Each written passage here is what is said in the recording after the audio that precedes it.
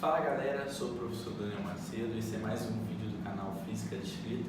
Hoje nós vamos falar sobre vetores. Apesar de vetores não ser necessariamente uma matéria da física, é pré-requisito para que a gente possa entender a cinemática vetorial.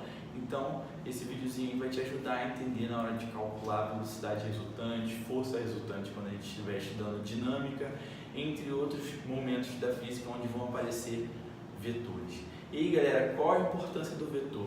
Ele é uma expressão matemática que possui módulo, direção e sentido.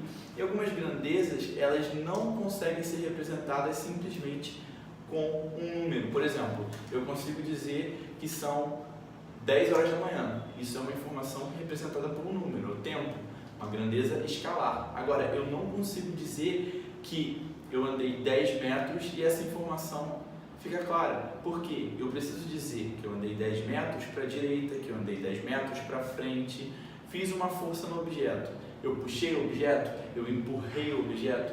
Então veja bem, a todo momento eu preciso dizer para algumas grandezas, além do valor, eu também preciso dizer uma direção e o sentido. Qual seria a diferença entre direção e sentido?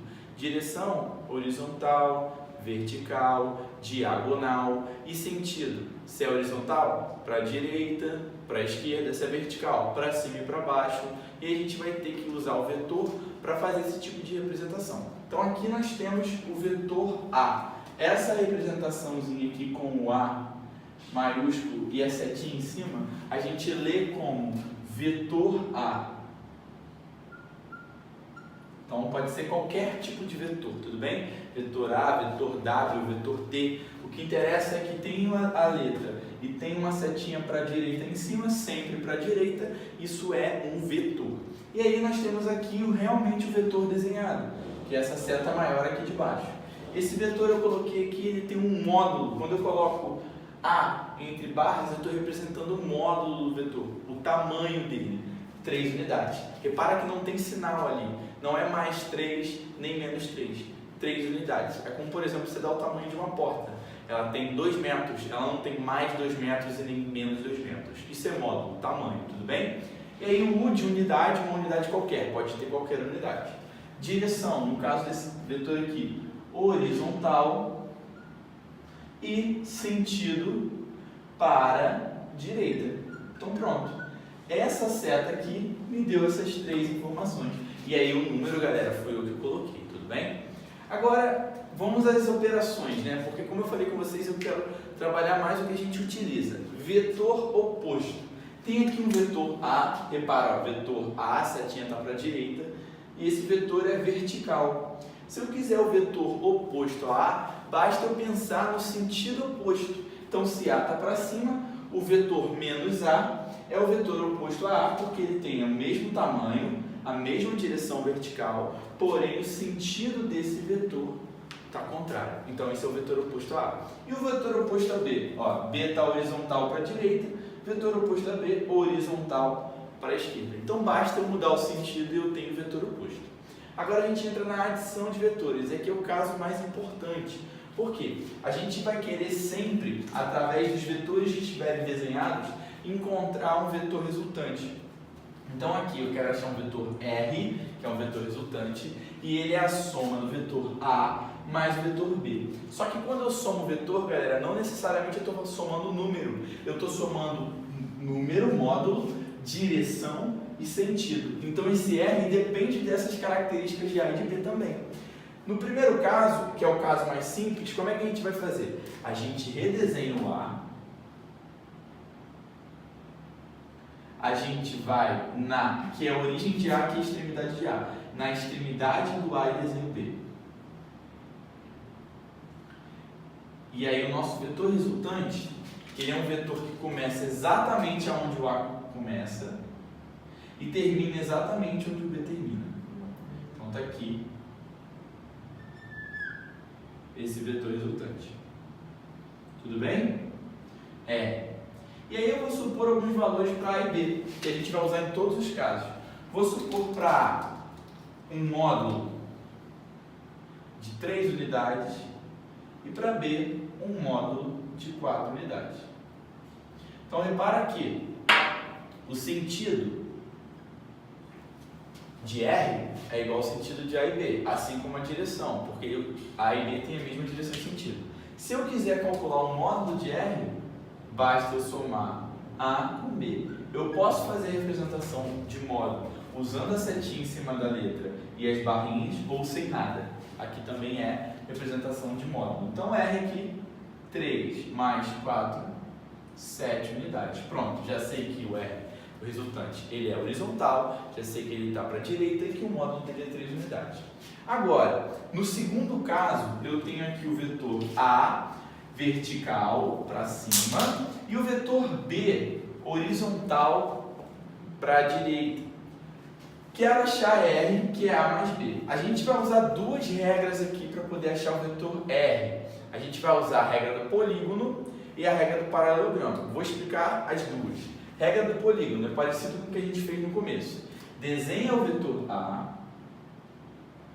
e aonde termina o A, desenha o vetor B. E aí desenha o vetor R, que é um vetor que vai ligar a origem de A até a extremidade de B. Então repara que A é vertical, B é horizontal, o nosso vetor R vai ser diagonal. E nós formamos aqui um polígono, um triângulo, que é um triângulo retângulo. Se eu quiser calcular o módulo de R agora, eu não posso mais simplesmente somar A com B. O que eu vou ter que fazer? Eu vou ter que utilizar o teorema de Pitágoras. O nosso vetor R, ele vai ser, R ao quadrado igual a ao quadrado mais B ao quadrado. Teorema de Pitágoras no triângulo retângulo. Bom, qual é o outro caso? Seria eu, a partir do A, desenhado aqui, na origem do A eu desenho o B. Essa aqui é a regra do paralelogramo. Nessa regra, eu vou fazer um paralelo do vetor A e um paralelo do vetor B. Se eu utilizar a regra aqui, vai ficar perfeitinho, No caso aqui, a gente está fazendo o olho. Então, paralelo do A, paralelo do B, e aí nós temos o ponto de encontro desses paralelos. O vetor R vai ser um vetor que vai sair daqui e vai chegar aqui. Não muda nada em relação ao módulo dele, não muda nada em relação à sua direção, nem ao seu sentido. Nós vamos ter o mesmo caso aqui. Se a figura te parecer um pouquinho diferente, leve em consideração que eu não estou usando aqui uma métrica para B. Então, eles podem ter um pouquinho de tamanhos diferentes, assim como A. Mas, na real, resolver pelo método do polígono ou resolver pelo método do paralelogramo vai dar no mesmo. O que importa é que para você calcular R, você vai ter que usar o teorema de Pitágoras. Então, vamos calcular esse R. R vai ser a raiz quadrada de 3 ao quadrado mais 4 ao quadrado. Então, R vai ser a raiz quadrada de 9 mais 16. Isso vai dar a raiz quadrada de 25, que vai dar 5 unidades. Beleza? Esses dois casos são os casos que mais aparecem. Agora, nós temos um terceiro caso, que é o caso quando eu tenho dois vetores com um ângulo qualquer entre eles. Vou utilizar aqui a regra do paralelogramo. Poderia também fazer a regra do polígono, pegar o B e desenhar aqui. Mas como já está aqui desenhado os dois vetores com esse ângulo aqui, já está mais fácil fazer aqui pela regra do paralelogramo. Então, eu vou fazer o paralelo de B aqui e vou fazer o paralelo de A aqui. Cheguei aqui no ponto. Ligo a origem dos dois vetores até o encontro dos paralelos aqui. Está aqui o meu vetor R, beleza? Esse vetor R, ele vai ser calculado da seguinte maneira. A gente vai utilizar aqui a lei dos cossenos. Então, a lei dos cossenos, a gente vai ter que R ao quadrado é igual a ao quadrado mais B ao quadrado mais 2 vezes A vezes B vezes cosseno do ângulo ali. Se, por exemplo, o ângulo fosse de 90, cosseno de 90 é zero. Some tudo, todo esse termo aqui vai ser zero, vai aparecer o quê? Pitágoras, esse caso aqui. Então, esse caso é um caso particular da lei dos cossenos. Tudo bem, galera? Depois disso, nós precisamos saber fazer uma coisa chamada decomposição vetorial. O que é isso? Eu vou apagar aqui o quadro rapidamente, então tira aí o seu print do que te interessa no momento. Eu vou apagar aqui essa região e a gente vai fazer a decomposição vetorial. Então, decomposição vetorial, galera, é pegar um vetor que está na diagonal e transformar esse vetor em um vetor horizontal e outro vetor vertical. Vamos entender isso. Então, nós temos aqui um vetor V. Ele está na diagonal. Vou colocar aqui um eixo de um plano cartesiano. Vou pegar aqui minha caneta que caiu. Temos aqui vetor, o eixo Y. Isso aqui não é vetor, é eixo, tá bom? Temos aqui o eixo X. Então, nós vamos projetar esses dois pontos, né? A coordenada aqui da extremidade do vetor V no eixo X e no eixo Y. No eixo Y vamos achar dois pontos aqui. Então aqui vai dar essa coordenada e aqui no eixo Y essa coordenada. E a partir desses pontos a gente vai desenhar dois vetores. Aqui, como está no eixo X, a gente vai desenhar o vetor Vx, ou seja, é a projeção do vetor V no eixo X, e aqui a gente vai desenhar a coordenada do Vy, que é a projeção do eixo V, do vetor V lá no eixo Y também. E aí, galera, quando aparece esse tipo de questão, a questão vai te dar um ângulo. Por exemplo, θ, ou o outro lado ali, vou fazer aqui de azul, beta. Então, vamos entender como que a gente vai relacionar esse vetor, esse ângulo, com essas duas componentes. O que a gente vai precisar fazer? E a gente usa muito isso em plano inclinado, usa isso também em movimento de cinemática vetorial, a gente vai utilizar isso em equilíbrio de ponto material, então eletrostática. Em vários momentos a gente vai precisar usar esse recurso da decomposição vetorial, porque para a gente é muito fácil fazer uma conta em que um vetor está para cima, o outro está para baixo, ou que um vetor está para o lado, ou está para o outro. Aqui eu subtraio, aqui eu subtraio. Se os dois estiverem no mesmo sentido, eu somo. Agora, quando eu tenho um na diagonal, complica a minha conta. Por isso que a gente vai ter que aprender a pegar esse cara da diagonal e transformar em vertical e horizontal. Como é que a gente vai fazer isso? Pega o vetor V, desenha aqui desenha aqui o vetor X, e aqui, ó, repara que o Y cabe exatamente aqui. Desenha aqui o Y.